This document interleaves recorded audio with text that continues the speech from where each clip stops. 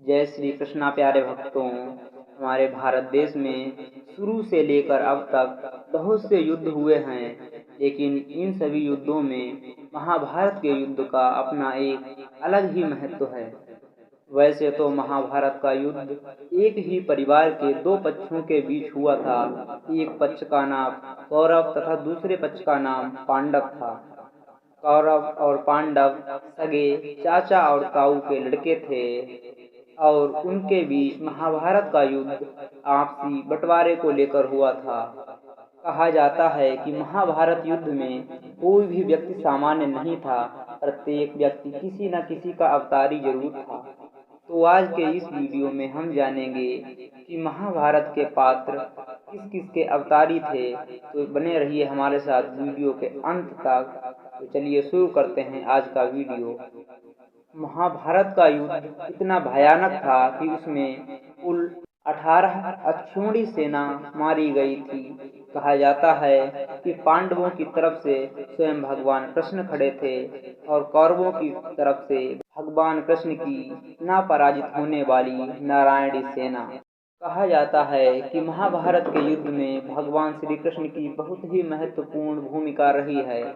ऐसे में भगवान श्री कृष्ण भगवान विष्णु के अवतार थे और भगवान श्री कृष्ण का अवतार 16 कलाओं से परिपूर्ण था, जो कि अभी तक के भगवान विष्णु के द्वारा लिए गए सभी अवतारों में सर्वश्रेष्ठ माना गया है।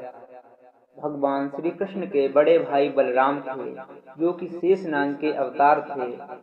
भगवान श्री कृष्ण के बड़े भाई होने के नाते उन्हें लोग ताऊ जी और हलधर के नाम से भी जानते हैं।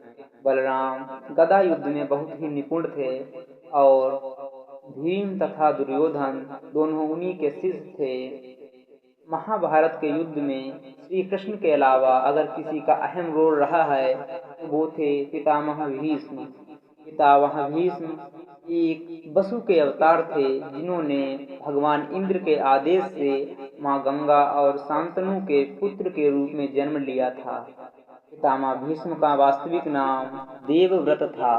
कहा जाता है पितामह भीष्म को यह वरदान था कि उनकी मृत्यु उनकी इच्छा से ही होगी। महाभारत के युद्ध में द्रोणाचार्य की भी अहम भूमिका रही है। कहा जाता है कि सभी कौरवों तथा पांडवों के गुरु द्रोणाचार्य ही थे और द्रोणाचार्य देवगुरु बृहस्पति के अंश अवतार थे।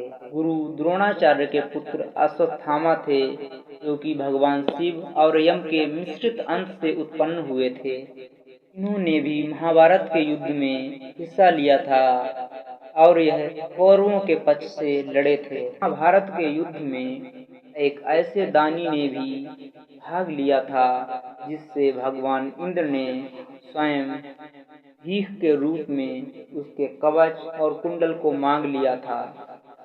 जी हाँ, मैं बात कर रहा हूँ अंगराज कर्ण की। अंगराज कर्ण भगवान सूर्य और माता कुंती के आध्यात्मिक पुत्र थे, जबकि उन्होंने महाभारत के युद्ध में कौरवों की पक्ष से युद्ध लड़ा था। दुर्योधन के गुरु परशुराम थे तथा उनका मित्र दुर्योधन था। दुर्योधन ने ही कर्ण को अंग देश का राजा बनाया था। कहा जाता है कि महाभारत का युद्ध दुर्योधन के कारण ही हुआ था। दुर्योधन स्वयं कलयुग का अवतारी था तथा उसके 100 भाई पुलस्त वंश के राक्षसों के अंश थे।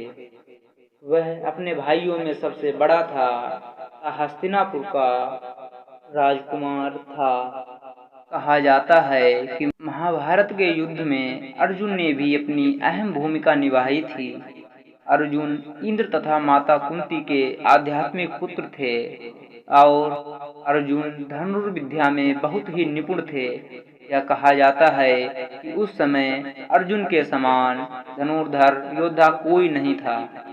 अर्जुन के बड़े भाई तथा गदा युद्ध में माहिर भीम थे, जो कि पवन पुत्र कहे जाते हैं। कहा जाता है कि भीम के पास 10,000 हाथियों का बल था। भीम ने ही दुर्योधन समेत उसके 100 के 100 भाइयों को महाभारत के युद्ध में मार दिया था।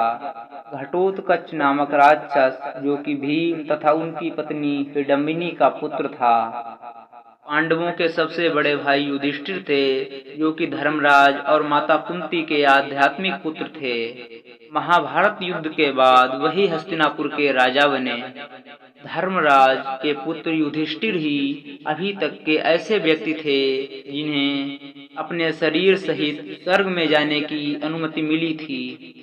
पांडवों के सबसे छोटे भाई नकुल तथा सहदेव थे, जो कि 2 अश्विनी कुमारों के अंश थे।